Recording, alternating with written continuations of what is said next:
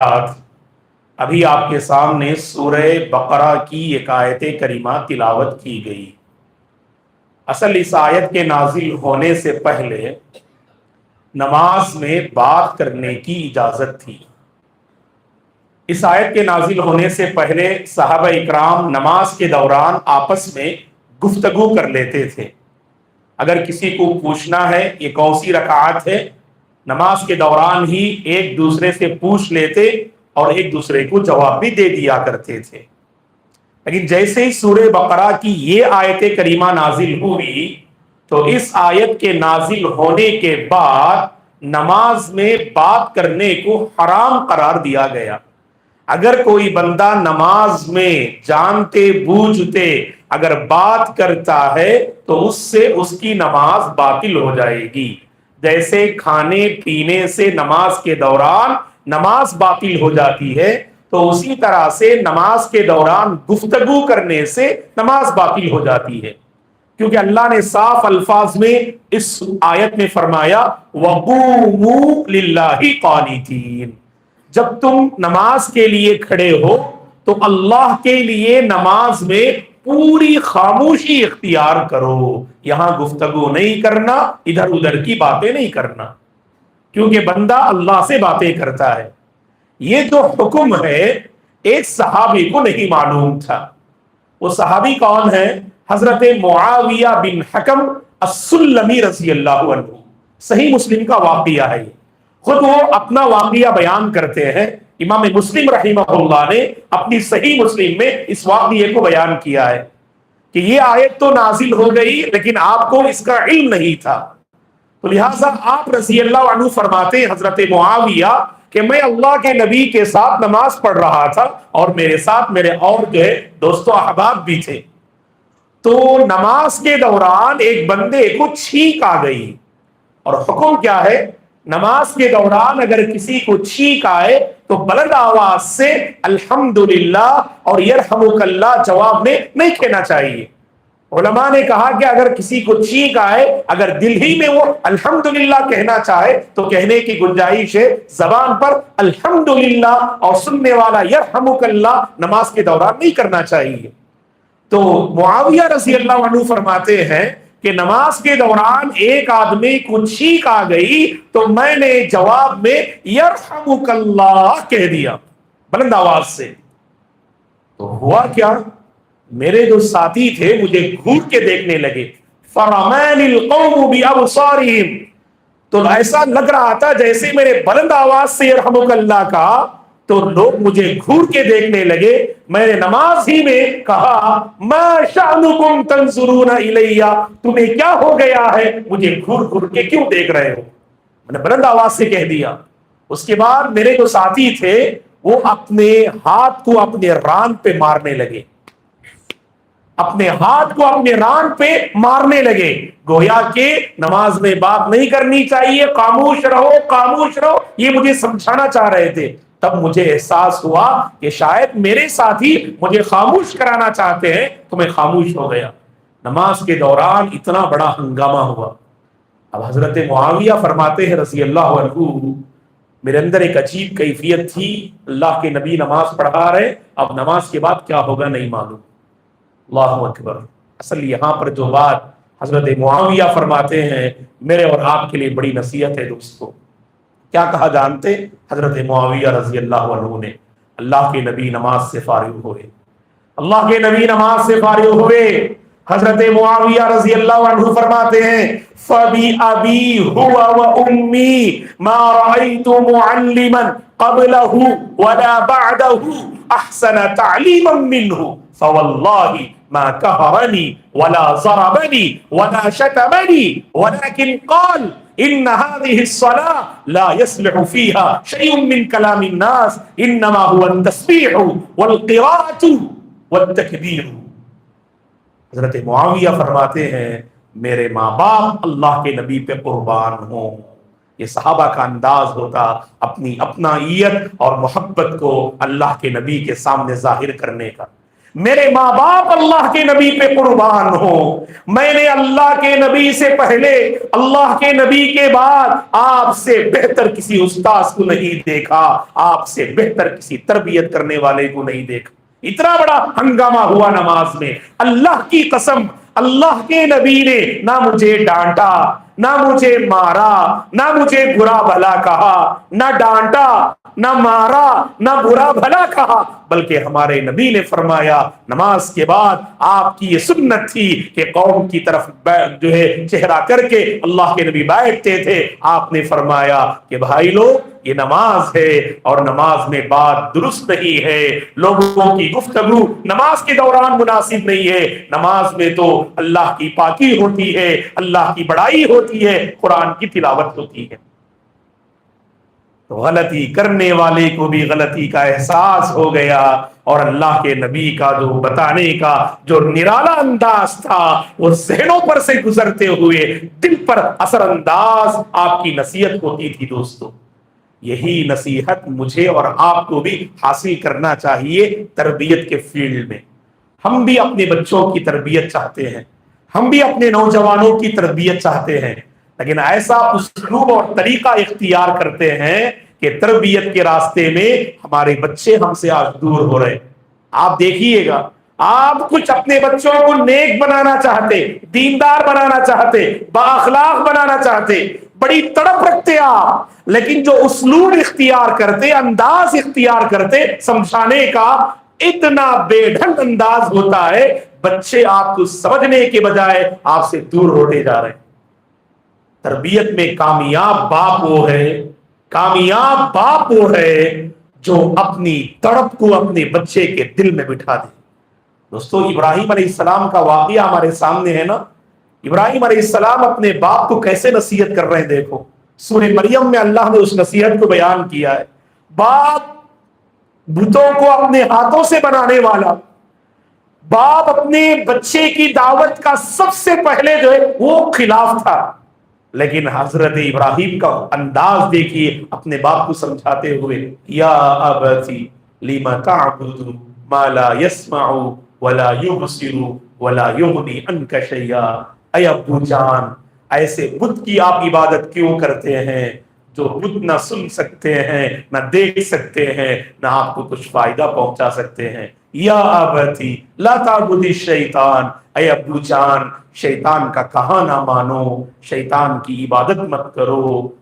تو دیکھیے دوستو حضرت ابراہیم کا اسلوب دیکھ لیا، حضرت ابراہیم علیہ السلام کا خود بیٹے کے حق میں دیکھیے مشہور واقعہ، بقر عید اور عید الاضحیٰ کے موقع پر خطباء علماء منبر پر واقعہ بیان کرتے ہیں۔ ابراہیم علیہ السلام نے جب خواب میں اپنے بیٹے کو ذبح کرتے ہوئے دیکھا، یہ واقعہ تو ہم جانتے ہیں، اب تربیت کا انداز دیکھیے گا، جب خواب میں دیکھا تو آ کے آرڈر نہیں دیا، باپ نے اپنے بچے کو آرڈر نہیں دیا، اللہ نے اس واقعے کو جب بیان کیا، اللہ اکبر، باپ کا کتنا پیارا انداز تھا، دیکھو اپنے بچے کے سامنے کیا فرما رہے، انی یا بنی انی ارا فی المنام انی اذبحک فانظر ماذا تری، اے میرے لختے جگر میں خواب میں دیکھ رہا ہوں تمہیں ذبح کرتے ہوئے، بتاؤ تو صحیح تمہاری کیا رائے ہے۔ اللہ اکبر، یہ انداز اور اسلوب ہوتا ہے دوستو۔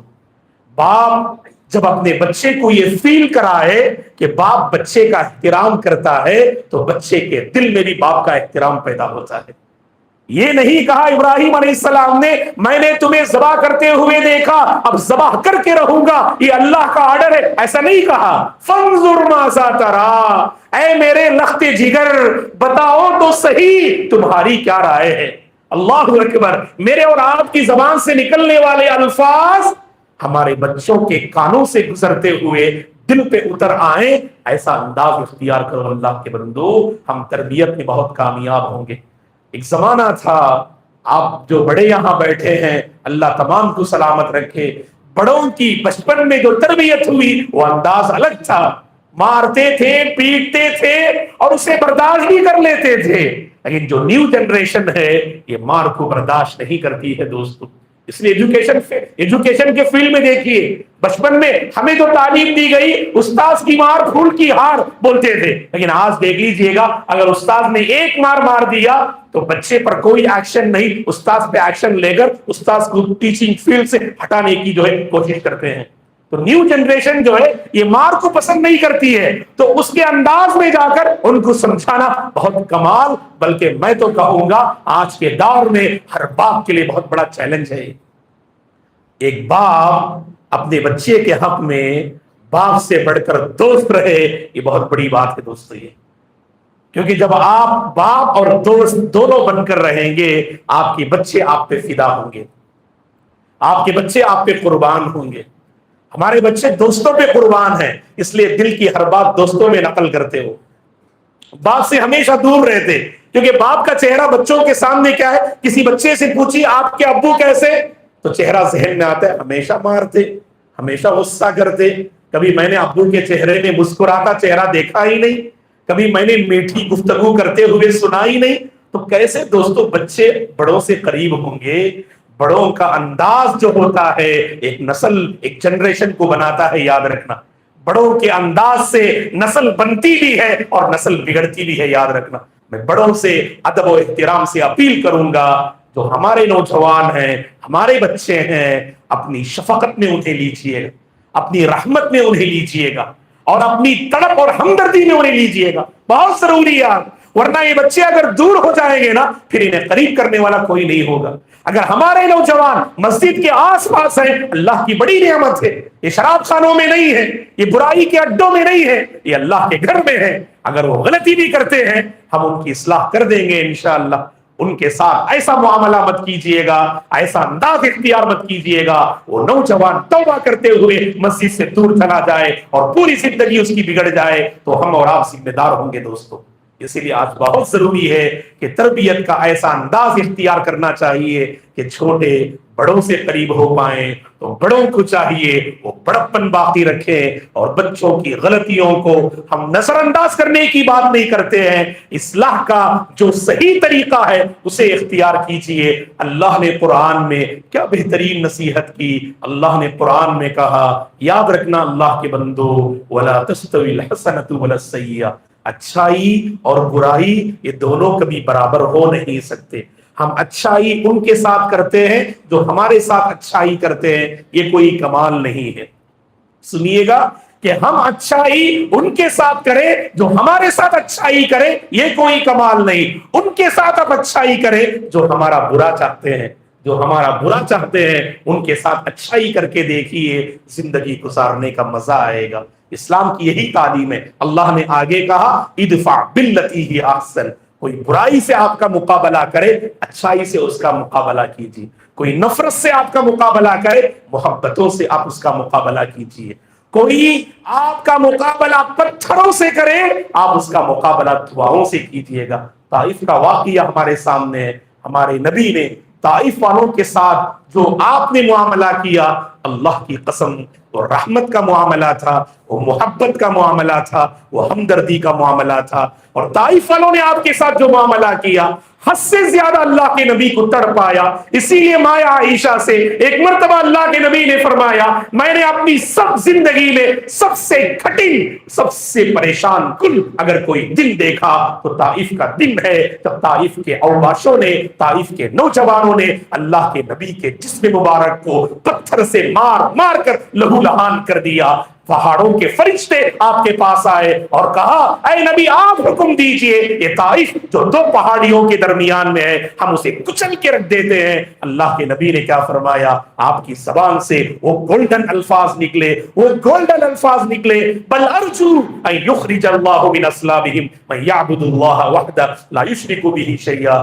آپ نے پہاڑوں کے فرشتے سے کہا کہ نہیں، انہیں کچلنے کی ضرورت نہیں، میں اللہ کی ذات سے امید کرتا ہوں ان کی نسلوں میں اللہ ایسے لوگوں کو پیدا کرے گا جو صرف ایک اللہ کی عبادت کریں گے اور اس کے ساتھ شریک نہیں کریں گے۔ آپ طائف جا کر دیکھیے گا، جو مکے سے 90 پر 1 کلومیٹر پر ہے، آپ طائف کی بستی جا کر دیکھیے گا، ہمارے نبی کی دعا کا اثر ہے، ہمارے نبی کی تربیت کا اثر ہے، آپ کی محبتوں کا اثر ہے، پوری بستی اللہ اکبر مسلمانوں سے بھری ہوئی ہے۔ تو یہ اصل فائدہ، یہ رزلٹ ہوتا ہے دوستو۔ آپ کبھی کچھ برداشت کیجئے، برداشت کر کے دیکھیے، اپنی طرف کو ہمیشہ باقی رکھیے، آپ ضرور کامیاب ہوں گے، آپ کے بچے ضرور صحیح راستے پہ آئیں گے۔ مایوس مت ہو جائیے، مولانا میں بار بار سمجھاتا ہوں، میرا بچہ جب تک لاٹھی نہ اٹھاؤں تب تک نہیں سنبھلتا ہے، یہ آپ کی غلط فہمی ہے۔ لاٹھی اٹھانا یہ آپ کی عادت بن گئی ہے، اللہ کے واسطے اسے چھوڑیے۔ ضرورت پر کبھی مارتے ہیں تو مارنا بھی وہاں درست ہے، ہمیشہ مارنا اس نئی نسل اور نئی جنریشن کے لیے مناسب نہیں ہے۔ یہی ہم آپ کو کہنا چاہتے ہیں، کبھی غصہ ہوتا ہے اسے کنٹرول کیجئے گا، اپنے بچوں سے قریب ہو جائیے گا، ان کے کندھوں پر ہاتھ رکھیے گا، ان کے سروں پر ہاتھ رکھیے گا اور ان کو اپنے سینوں سے لگائیے گا۔ اس کے بعد دیکھیے بچے کیسے قریب ہوتے ہیں اور ہماری محبتیں ان کے دلوں میں منتقل ہوں گی، ہماری تڑپ ان کے دلوں میں منتقل ہوگی۔ اس کے بعد قوم کے وہ قیمتی سرمایہ بن جائیں گے اور بری دوستی سے وہ بچ جائیں گے، برے اخلاق سے وہ بچ جائیں گے۔ اللہ سے ہم دعا کرتے ہیں اللہ تعالیٰ مجھے اور آپ کو تربیت کے میدان میں صحیح اسلوب اور صحیح طریقہ اختیار کرنے کی اللہ توفیق عطا فرمائے۔ اللہ ہمارے بچوں کو ہم سے قریب کر دے، اللہ ہمارے بچوں کو بری دوستی سے بچا لے، برے ماحول سے بچا لے، بد اخلاق کے ماحول سے اللہ بچا لے۔ اللہ ہمارے بچوں کے دلوں کو نرم کر دے، اللہ ہمارے بچوں کو ماں باپ کو سمجھنے کی انہیں توفیق عطا فرمائے، ماں باپ کی قدر کرنے کی اللہ ہمارے بچوں کو توفیق عطا فرمائے، ماں باپ کی باتوں کو قبول کرنے کی توفیق اللہ ہمارے بچوں کو عطا فرمائے، ہمیں بچوں کا احترام کرنے کی اللہ توفیق عطا فرمائے، بچوں کی عزت کرنے کی اللہ ہمیں توفیق عطا فرمائے، ایک دوسرے کے جذبات اور ایک دوسرے کی فیلنگز کو سمجھتے ہوئے زندگی گزارنے کی اللہ ہمیں توفیق عطا فرمائے، رحمتوں کو اور محبتوں کو عام کرنے کی اللہ توفیق عطا فرمائے، اور ہمارے وہ بچے جو ایجوکیشن بزنس اور کاروبار کے میدان میں آگے بڑھ رہے ہیں، اللہ ہر قدم ان کی حفاظت فرمائے، اللہ ان کی دنیا بنا دے، اللہ ان کی آخرت سنوار دے، اللہ ان کی دنیا بنا دے، اللہ ان کی آخرت سنوار دے، ہر قسم کی پریشانی اور آفت سے ہم سب کی حفاظت فرمائے، اللہ ہم سب کو صحت و عافیت کے ساتھ رکھے، اللہ ہم سب کو صحت و عافیت کے ساتھ رکھے، امن و امان والی زندگی اللہ میں نصیب فرمائے، سرزمین فلسطین میں بھی اللہ امن کے فیصلے فرمائے، سرزمین غزہ میں بھی اللہ امن کے فیصلے فرمائے، اللہ ہر مسلمان عورت کی عزت و آبرو کی حفاظت فرمائے، اللہ ہر بچے کو دیندار بنا دے، نیک بنا دے، پرہیزگار بنا دے، اللہ ہر بچے کو ان کے اپنے ماں باپ کی آنکھوں کی ٹھنڈک کا ذریعہ بنا دے۔ اللہ تعالی ہم سب کو اسلام کی روشنی میں تربیت کرنے کی توفیق عطا فرمائے، اللہ ہم سب کو ایمان پہ باقی رکھے، ایمان پر خاتمہ نصیب فرمائے، آمین۔ اقول قولی هذا واستغفر الله لي ولكم ولسائر المسلمين من كل ذنب فاستغفروه انه هو الغفور الرحيم۔ سبحانك اللهم وبحمدك اشهد ان لا اله الا انت استغفرك واتوب اليك۔ السلام عليكم ورحمة الله وبركاته۔